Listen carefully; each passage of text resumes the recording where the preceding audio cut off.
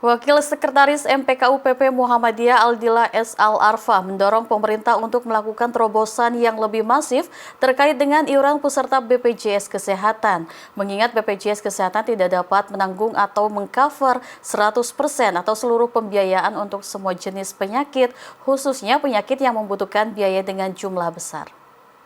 Sebenarnya sih ya, jadi begini, kalau bicara tentang BPJS Kesehatan, sebenarnya asuransi swasta itu tidak bisa menjadi solusi atas beban yang tinggi yang dihadapi oleh BPJS Kesehatan.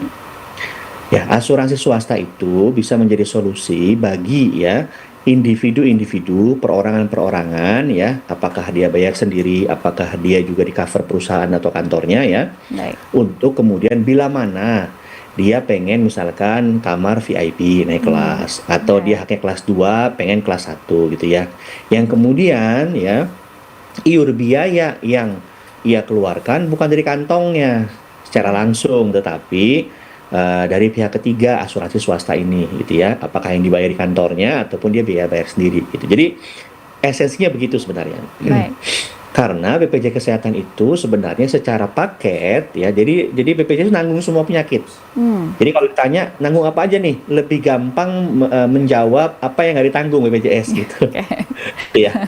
Jadi lebih gampang begitu nanyanya malah. Baik, baik. Yang lain nih yang nggak bisa ditanggung apa? Misalkan upaya bunuh diri, kosmetik gitu ya, Iya. kan apa alkohol misalkan ya dan sebagainya lah ya, itu tidak ditanggung oleh BPJS Kesehatan. Artinya bukan yang basic, yang primer, yang kebutuhan dasar untuk sehat ya. Kalau kosmetik kan tidak ya, dia mah Betul. sekunder atau advance lah. Nah, kembali ke tadi, jadi sebenarnya bagaimana buat masyarakat menengah ke bawah yang nggak perlu khawatir, pakai BPJS aja nggak apa-apa gitu ya, Iya. ditanggung gitu. Nah, justru yang lebih kita perlu pikirkan adalah bagaimana BPJS sustain nih ke depan gitu. Karena kalau dengan problematika yang dihadapi sekarang tidak juga terpecahkan ya, misalkan satu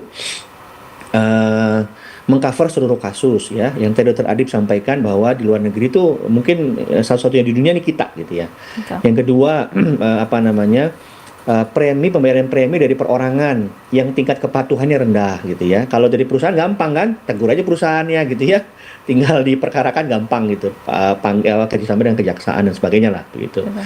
Tapi kalau perorangan susah, sehingga mungkin perlu ada terobosan-terobosan. Sudah dilakukan sih, tapi mungkin bisa lebih masif lagi ya. Memang agak sulit karena membutuhkan apa namanya itu lintas sektoral. Ya, ini tanpa batas, tanpa sekat nih kalau ini kerjasamanya. Misalkan apa? Contoh, One Data, ya Big Data satu misalkan. Contoh misalkan, semua orang ya nggak bisa misalkan sampai kepada kemudian nyicil mobil, minjem uang ke bank nggak bisa. Kalau kenapa? Kalau BPJS nunggak misalkan. Baik. Sampai ke situ.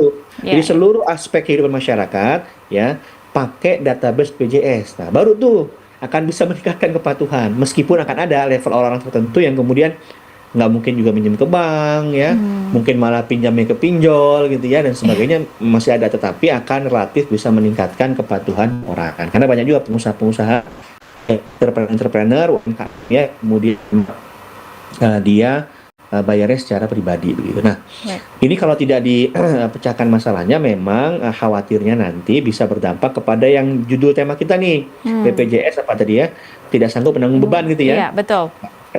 Buat kami di rumah sakit sekarang juga merasakan nih mulai dampak-dampaknya. Iya. Meskipun menurut kami ya memang masih sah-sah saja yang dilakukan. Contoh misalkan ada upaya kemudian memang ada pengetatan klaim gitu ya. Kemudian yang sudah dibayarkan ada kemudian audit pasca klaim gitu ya.